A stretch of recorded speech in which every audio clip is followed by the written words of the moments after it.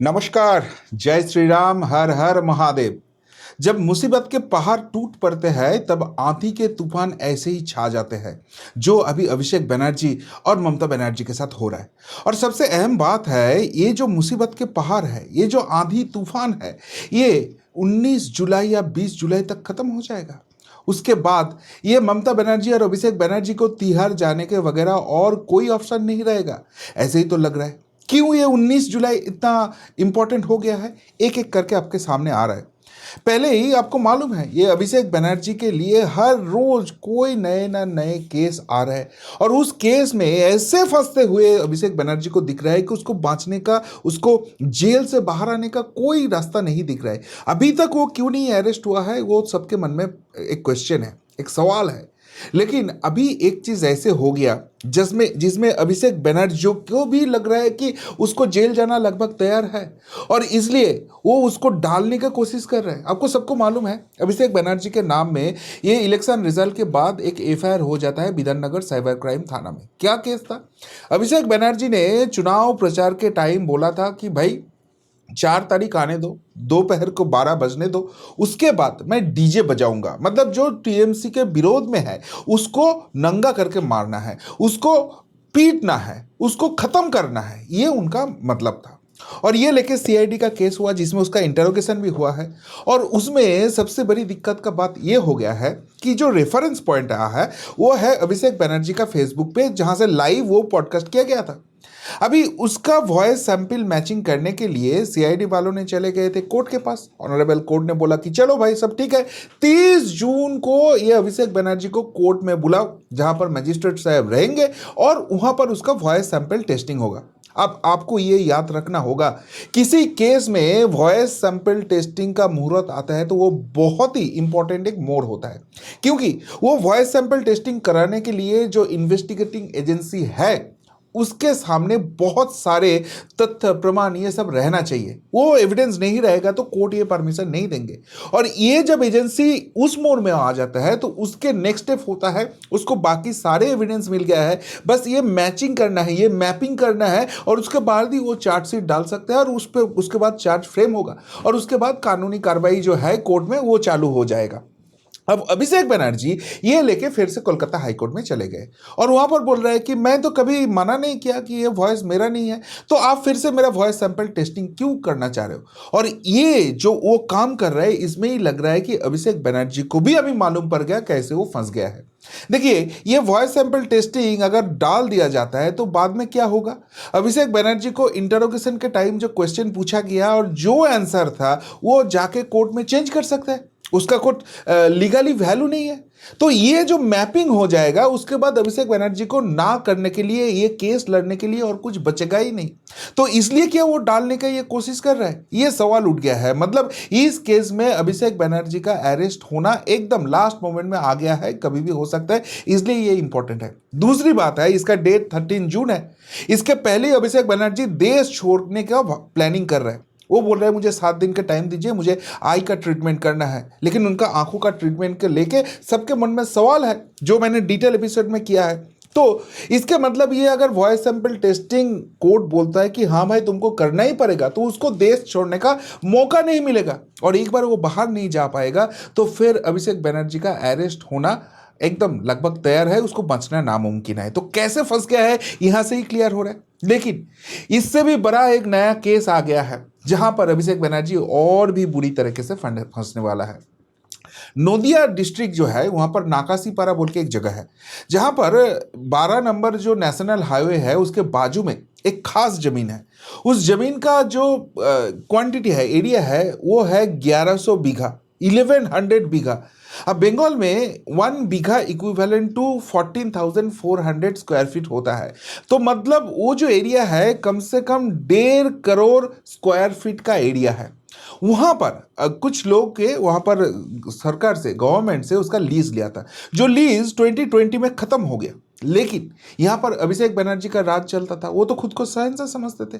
तो इसलिए अभिषेक बनर्जी ने क्या किया, उसके बाद भी जो वहां पर लीज दिया था उसको कंटिन्यू करने दिया। ऐसे करके कोर्ट में मामला हो गया, जिसको 27 जुलाई का उसका हियरिंग है। और वहां पर यह एलिगेशन आया है कि भाई 400 बीघा जो जमीन है, उस जमीन का जो मिट्टी है वो काट के बेच दिया। ये टीएमसी वाला बोलते थे ना, माँ माटी मानुस का सरकार है इनका, तो माटी ऐसे ही वो जबरदस्ती बिक देते थे।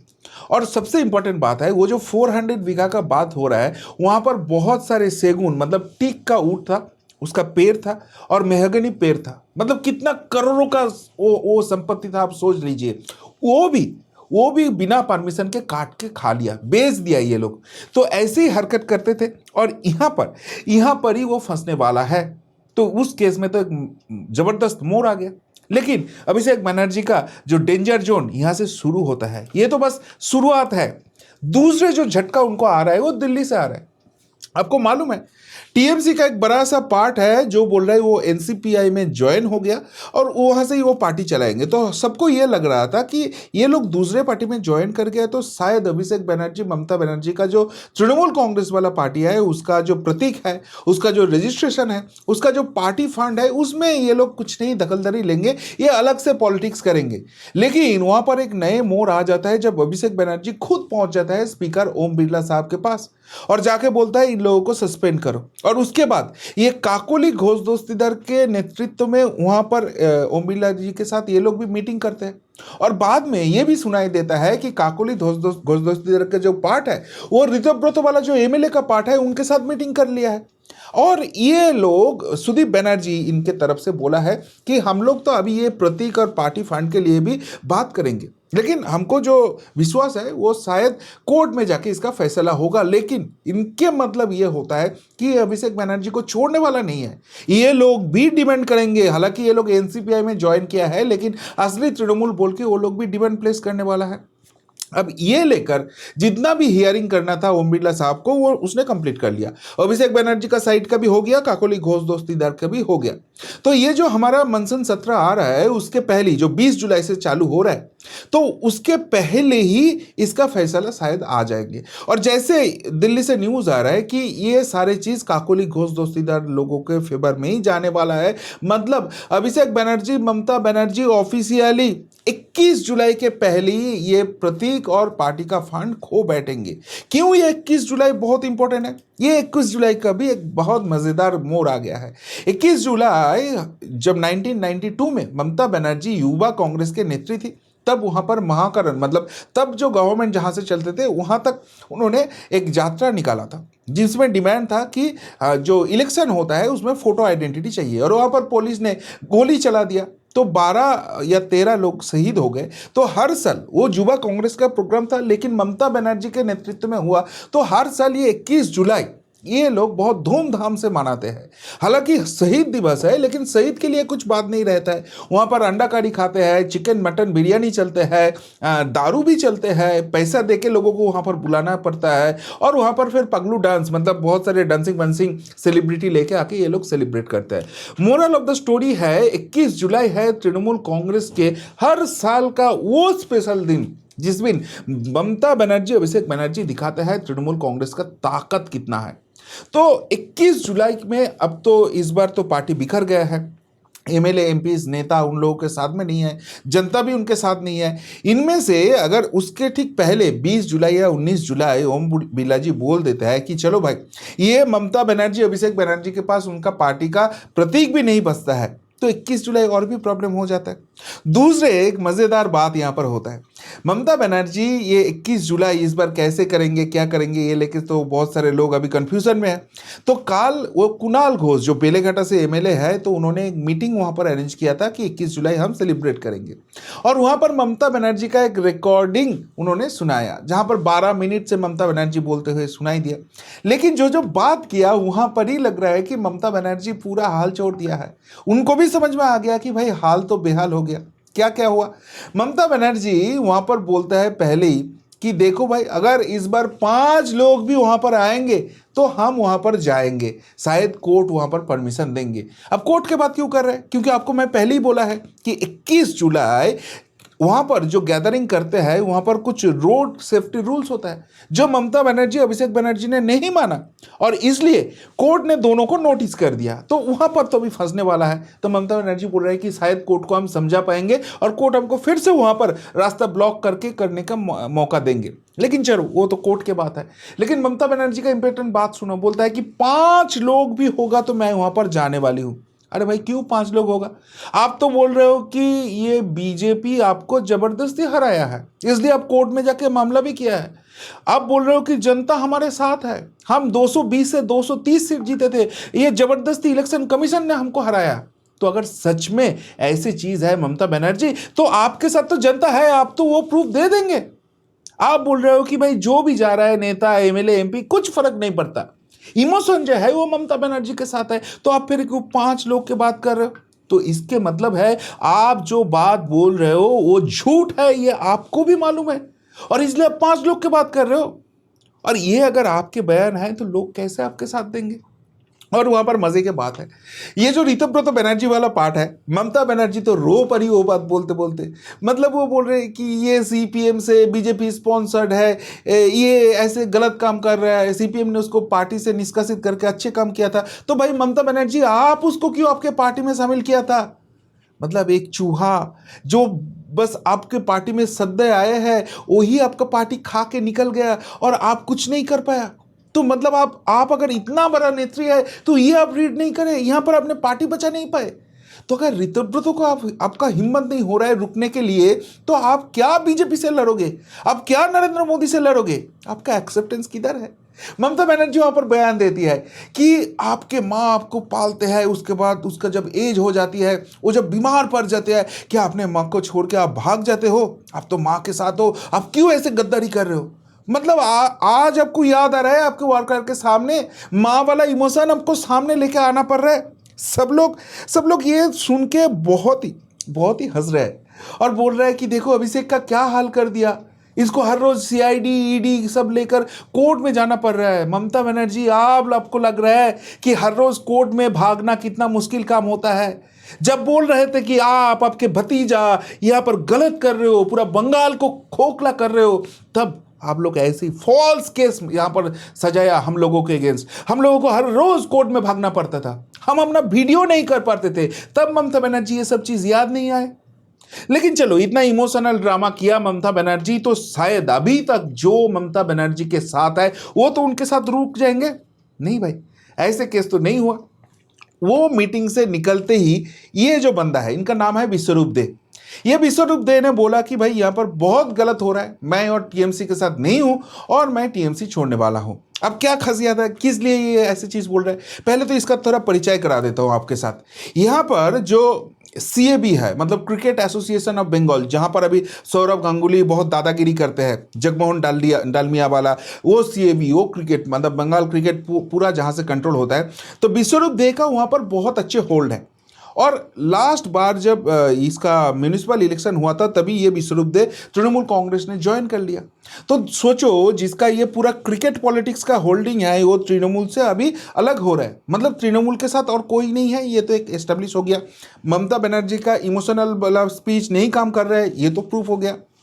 सबसे इंपॉर्टेंट बात है, ये विश्वरूप दे ने बोला कि मुझे यहां पर मैं छोड़ रहा हूं क्योंकि तारातला में जो कांड हुआ है ना, वो मैं मान नहीं पा रहा हूं और इसके साथ तृणमूल के साथ कोई नहीं रिलेशन रखने वाला हूं। अब तारातला में क्या कांड हो गया?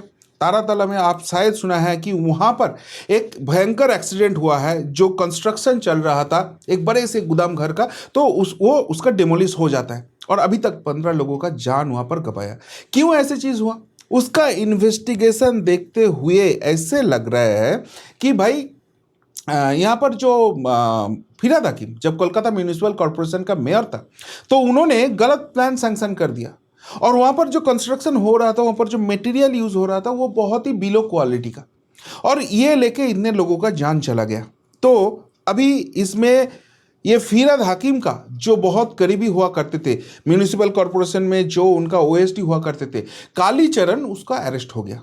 अब यहां पर से पूरा मोड़ घूम जाता है। क्यों ये पूरा मोड़ घूम जाता है? देखिए यहां पर दो चीज होता है। कालीचरण जो है ये फिरहाद हाकिम का बहुत खासम था, लेकिन अभी अरेस्ट होने के बाद लोग तो दूसरे बात बोल रहे हैं कि फिरहाद हाकिम तो छोड़ो, इसके साथ अभिषेक का भी बहुत अच्छे रिलेशन था। अभिषेक जैसे इंस्ट्रक्शन देते थे ये कालीचरण वैसे ही पास करा देते थे। वो कुछ भी रूल्स रेगुलेशन कुछ भी नहीं फॉलो होता था। तो इसके मतलब ये जो तारातला इंसिडेंट है जहां पर सीएम शुभेंदु अधिकारी जी ने बोल दिया किसी को भी नहीं छोड़ना है, तो वहां पर क्या अभिषेक फिर से फंसने वाला है, ये सवाल उठ रहा है। ऊपर से ये जो फिरहाद हाकिम है ये पूरा अपना हाथ धो रहा है, बोलता है कि मैं तो भाई इंजीनियरिंग पढ़ा नहीं, तो जो भी आता है मुझे बस साइन करना होता था, मैं साइन कर देता, तो इसमें जो है जिम्मेदारी मेरा नहीं हो सकता है। आप सोचो, आप मेयर हो, आप अगर बोलते हो मुझे जानकारी नहीं है लेकिन फिर भी मैं साइनिंग अथॉरिटी हूं और मैं साइनिंग किया हूं, तो ये कोर्ट में जाके आप एस्टेब्लिश कर सकते हो कि आपका कोई जिम्मेदारी नहीं है। तो इसके मतलब इस केस में अगर नो टॉलरेंस विद करप्शन अगर होता है, सीएम शुभेंदु अधिकारी जी ने जो बोला है, तो फिरहाद हाकिम यहां पर अरेस्ट होता है। और अगर फिरहाद हाकिम अरेस्ट होता है तो क्या फिरहाद हाकिम खुद को बचाने के लिए क्या करेंगे? ये ममता बनर्जी, अभिषेक बनर्जी जो भी काले कारनामा कराया वो जब मेयर थे वो सारे कच्चा चिट्टा सामने लेके आएंगे। और अगर ये सच में होता है तो ममता बनर्जी, अभिषेक बनर्जी के लिए मुसीबत क्या कमेगा या बढ़ेगा, ये सवाल उठ रहा है। अब यहां पर मजे की बात और एक आ जाता है, वो है कि ये लोग, ये फिरहाद हाकिम बोलो, ये काकोली घोष दोस्तीदार बोलो, ये लोग अभी अच्छे तृणमूल में आया है, इसलिए इन लोगों का ही बयान है कि भाई देखो जब भाजपा 2021 में हारे थे तो उनके पास सीआरपीएफ सेंट्रल से उनके पास प्रोटेक्शन था, हमारे पास तो अभी कुछ नहीं है, तो इसलिए मुझे जबरदस्ती अच्छे तृणमूल बनना पड़ रहा है, भाजपा के साथ हम टसल में जा ही नहीं सकते हैं। लेकिन वहां पर जाने के बाद भी अगर इनका जो पाप है उसके कारण ये लोग अरेस्ट होता है तो फिर और कितना बिछड़ेगा ये तृणमूल कांग्रेस, वो सवाल पैदा हो रहा है। और यहां पर और एक मुसीबत खड़े हो जाता है ममता बनर्जी, अभिषेक बनर्जी के लिए। ये फिरहाद हाकिम कालीचरण का जब बात आता है तो तब दो स्पेशल मीटिंग हो जाता है जो अभिषेक बनर्जी और ममता बनर्जी का मुसीबत और भी बढ़ा देगा।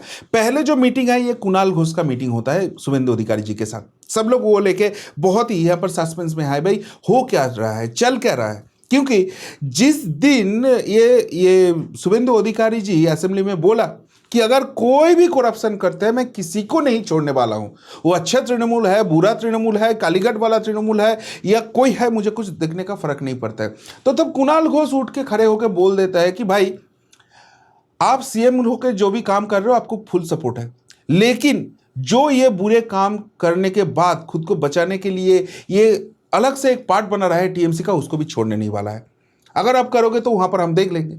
तो शुभेंदु जी तब बोलता है कि भाई देखो मुझको तो किसी से लेना देना है नहीं, आपके पार्टी से ही दो लोग बोला था तो अभी अभिषेक के सीआईडी इन्वेस्टिगेशन हो रहा है, तो आपके हाथ में अगर कुछ इन लोगों के खिलाफ भी प्रूफ है तो आप दे दो लिखित आकार में, हमारा जो सरकार है उसका भी छानबीन करेंगे और जो भी है सामने लेके आएंगे।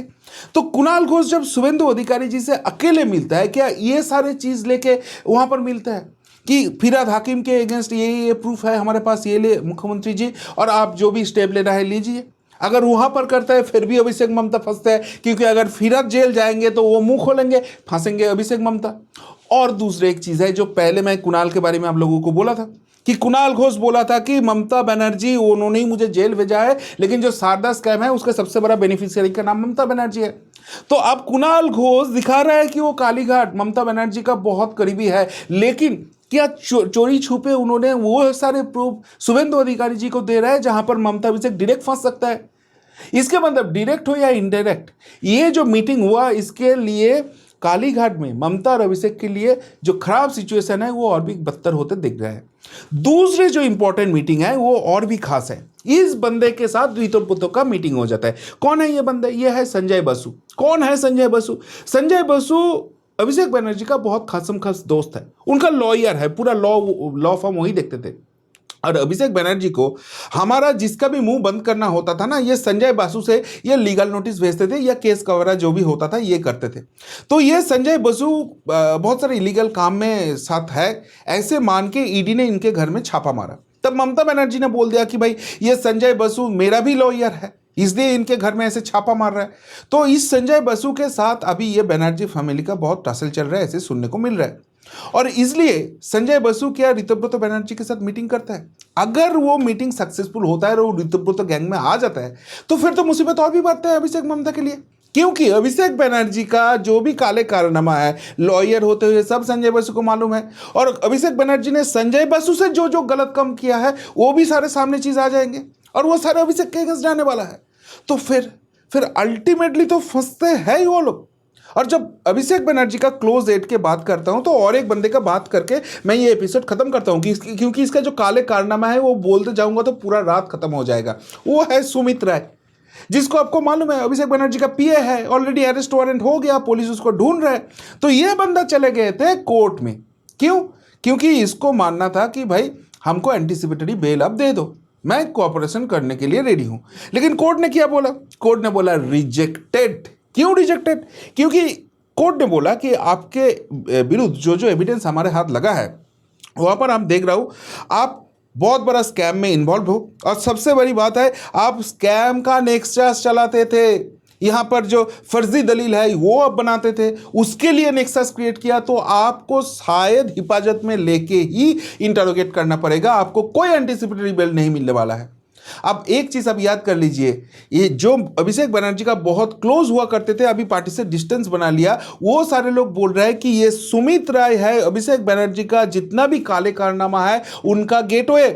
अगर सुमित राय अरेस्ट हो जाता है तो वो पूरा पेंडोरा बॉक्स ओपन हो जाएगा और अभिषेक बनर्जी कहीं का भी नहीं रहेगा। अब उसका एक ही बचने का जाएगा था कोर्ट, जहां पर उसको एंटीसिपेटरी बेल मिल सकते थे, लेकिन वो रिजेक्ट हो गया क्योंकि कोर्ट भी कॉन्विंस्ड है कि ये सुमित राय के साथ बहुत गड़बड़ है।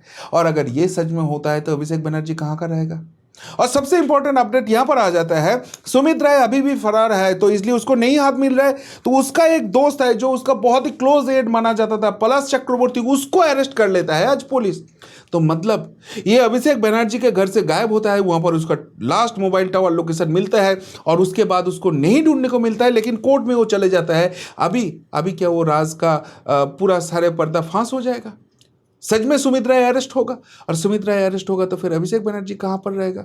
तो देखिए पूरा जो एपिसोड है, पूरा जो सिनेरियो है, मैं पूरे चीज का शायद 10 या 12% नहीं बता पाया टाइम कांस्टेंट के कारण, और उसमें ही लग रहा है अभिषेक बनर्जी अब कहीं का नहीं बचेगा। उसको जेल जाना तैयार है, कोर्ट भी उसका साथ नहीं दे रहा है। तो इसको हाल बेहाल नहीं बोलोगे तो और क्या बोलोगे? क्या बोलोगे? अभिषेक बनर्जी का जो पाप है और उस पाप के लिए जो सजे के घड़ी उनके सामने अभी वेट कर रहे हैं वो सब लेके। अगर कुछ बोलना है तो जरूर कमेंट बॉक्स के कमेंट करके बताइए। अभी के लिए इतना ही, फिर मिलता है बहुत जल्दी। नमस्कार, जय हिंद, वंदे मातरम।